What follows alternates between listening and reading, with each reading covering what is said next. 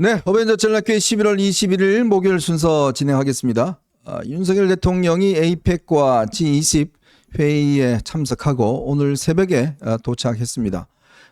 사실은 이제 이 정권 교체기, 즉 미국의 바이든 대통령의 어떤 마지막 이 다자 외교였는데요. 원래는 이제 미국의 마라라고로 가서 트럼프 대통령 당선자를 만날 것을 추진해 왔지만 지금 트럼프 당선자가 인선 문제와 관련해서 굉장히 아마 시간이 없다고 그래요. 그래서 이시바 일본 총리도 일단 면담도 좀 다음으로 미뤘다고 그럽니다. 아마 일체 이번에 만나지 않는 것으로 했다고 해서 아마 그 만남은 이제 성사되지 않는 것 같습니다. 오늘 새벽에 도착했는데 일단 당에는 이 아침 새벽에 나올 필요가 없다라고 해서 오늘은 정진석 비서실장과 그리고 이제 이 행안부 장관 뭐 등등만 오늘 아침에 배웅을 나가서 윤석열 대통령을 맞이했습니다. 자, 이게 이제 NBS라는 여론조사 기관이 있죠. 4개의 여론조사 기관이 매주 이렇게 여론조사를 하고 있습니다만은 이 여론조사 기관이 이번에 여론조사 한 결과 윤석열 대통령 지지율이 27%로 상당히 반등을 했다고 합니다. 특히 2주 만에 8%포인트가 올라서 반등에 성공을 했습니다. 아마 이제 윤 대통령 기자회견 또 이제 이게 외교적인 활동 뭐 이런 것들이 이제 아마 플러스가 돼서 특히 이제 대구 경북에서 15%포인트나 뛰어 올랐대요. 네. 꽤 많은 숫자가 아마 대구 경북에서 올랐고 조금 이제 변화의 목소리 특히 아마 제가 볼 때는 이제 이재명 대표의 1심 선고 네. 공직선거법 그것도 꽤 아마 영향을 미쳤지 않을까라는 좀 생각이 들거든요. 그렇죠. 그래서 이제 이 기세를 잘 타고 좀 올라갔으면 좋겠어요. 그걸 위해서는 변화와 쇄신, 고삐를 늦추면 안 되고 네. 계속해서 고삐를 바짝 쥐고 좀 더 속도감 있게 이렇게 했으면은 이제 30도 뚫어내지 않을까 싶습니다. 예. 네. 자, 한동훈 대표가 오늘 기자들과 백브리핑을 했는데요. 어제 말입니다. 한동훈 대표 그저께인가요? 한동훈 대표가 이제 의원들 행사가 많았어요. 네. 그래서 같은 시간대에 의원회관에서 동시에 행사가 진행되는 게 있어서 참석을 하기 위해서 좀 빨리 걸었습니다. 그렇죠. 근데 그거를 마치 한동훈 대표가 기자들의 질문을 피하기 위해서 움직이는 것처럼 뭐 런동원이다 뭐 이런 식으로 해서 이 예. 반윤 유튜브나 이런 데서 이제 엄청나게 또 그걸 했지 않습니까? 근데요. 네. 그거를 반윤 유튜브 그러니까 뭐 일명 뭐 극우 유튜버라고도 하고 근데 네. 그거를 어느 언론이 받아 먹었는지 아십니까? MBC. 뭐 MBC겠죠. MBC가 받아 먹었어요. 지금요, 구도가 보면 한 대표를 비판하는 거는 이 주로 소위 이제 극우 유튜버 플러스 장해찬 뭐 이런 거에다가 그 다음에 MBC, JTBC 뭐 이렇게 이제 받았습니다. 한겨레. 네. 그러니까 이게 공동전선이 형성이 된 거예요. 네. 참 이 모습 보면서 여러분 어떻게 생각하시는가요?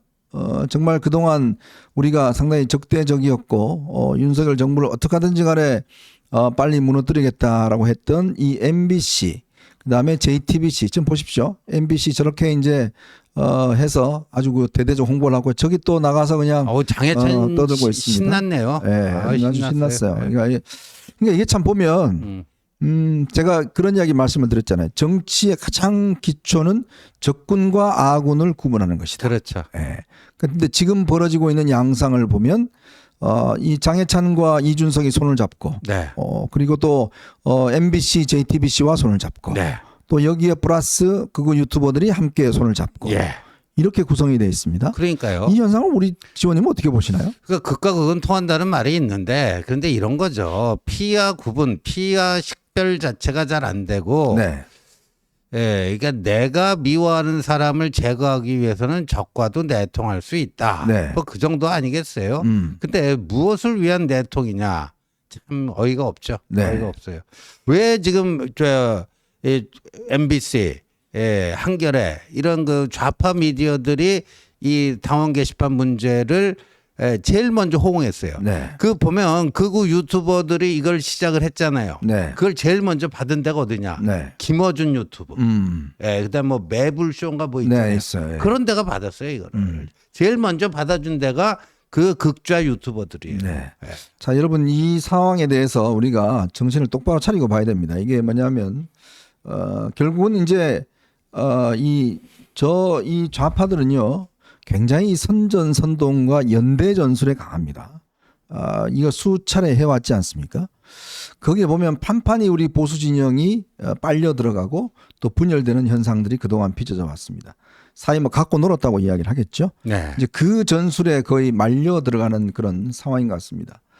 자, 이게 이럴 때 정신을 바짝 차리고 누가 누구의 편인지 어떤 우리는 누구와 함께 할 수 있는 세력들인지 이거를 정확히 알고 가야지만이 그렇죠. 나중에 되면요, 예, 다 아마 드러날 겁니다. 근데 결국은 여기에 이용되면 바로 곧바로 이게 망하는 지름길이죠. 그럼요. 예, 네. 아마 그런 것들에 대한 이 연대 전술을 지금 쓰고 있는 것 같은데 뭐 저희들 눈에는 보입니다. 이 워낙 그동안 그들이 많이 써왔기 때문에 그들이 또 쉽게 넘어가는 이들이 있기 때문에 과연 이 상황에서 적군과 아군을 어떻게 구분해야 될지 이런 것들이 참 굉장히 아마 저는 주목이 되는 것 같습니다. 오늘 한 대표가요. 이 문제에 대해서 불필요한 자중질환을 빠질 일이 아니다. 얼마 전에 제가 다른 민생 문제 질문을 받으며 지나가는 걸로 이 질문을 회피하는 것처럼 만들어 돌리고 하는데 누가 그런 짓을 하는지 모르지만 저희는 변화와 쇄신을 약속했고 그걸 실천하는 마지막 기회라고 생각한다. 그리고 당에서 법적 조치를 예고한 바 있기 때문에 위법이 있다면 철저히 수사되고 진실이 드러날 것이다. 그리고 이게 이제 결국은 이재명 대표 위중교사 중요한 시기에 건건히 대응하지 않은 이유는 그렇게 돼서 다른 이슈를 덮는 게 적절치 않다는 당 대표로서의 판단이다. 그리고 당원 신분은 법적으로 당에서 보호할 의무가 있다. 위법이 있는 문제가 아니라면 건건히 설명하는 건 적절치 않다. 당원 신분 관련인데 하나하나 나올 때마다 얘기해 줘야 하나라고 이제 오늘 지적을 한 겁니다. 네, 그렇습니다. 그리고 이게 지금 상당수 언론에서 말이죠. 친윤 대 친한 계파 갈등 좀 잠잠해지는 것 같더니 다시 불붙었다. 뭐 이런 식의 표현들을 많이 쓰는데 네. 이게 정확하지가 않습니다. 사실은 당 밖의 외부 세력이 이 분탕질을 시작을 했죠. 맞아요. 예, 윤한 관계가 급속하게 해빙 무드에 들어가니까 네. 그게 맞득지 않은 사람, 그게 불편한 사람도 있어요. 네. 왜? 자기 자신의 어떤 입지, 정치적 이해관계를 보면요.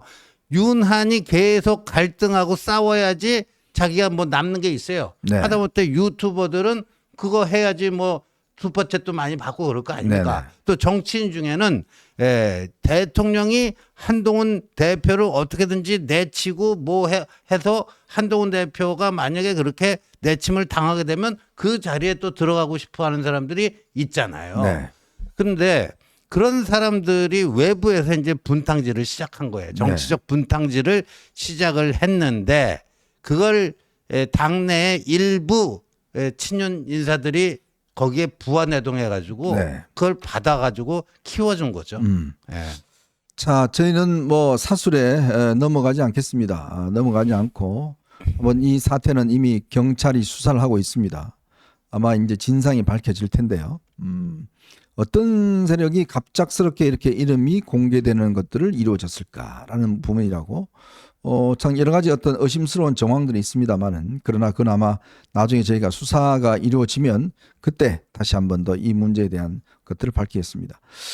결국은 이 지금 하고 있는 이 공세의 이유가 뭘까? 아마 여러분들 다 잘 아시겠죠. 그리고 저희들은 하여튼 이 보수의 승리를 위해서 꿋꿋하게 이런 어떤 외부의 사술에 흔들리지 않고 나가겠다 이런 말씀을 드리겠습니다. 자, 지금 민주당이요 검사 탄핵을 한다라고 또 이제 나오고 있지 않습니까? 네.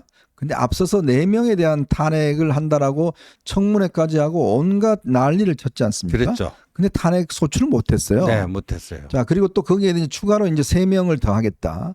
지금 이창수 중앙지검장을 또 하겠다 이렇게 하고 있습니다. 그렇죠. 예. 근데 또 이게 되는데 정작요 민주당이 지금 제일 집중했던 게 바로 김영철 검사입니다.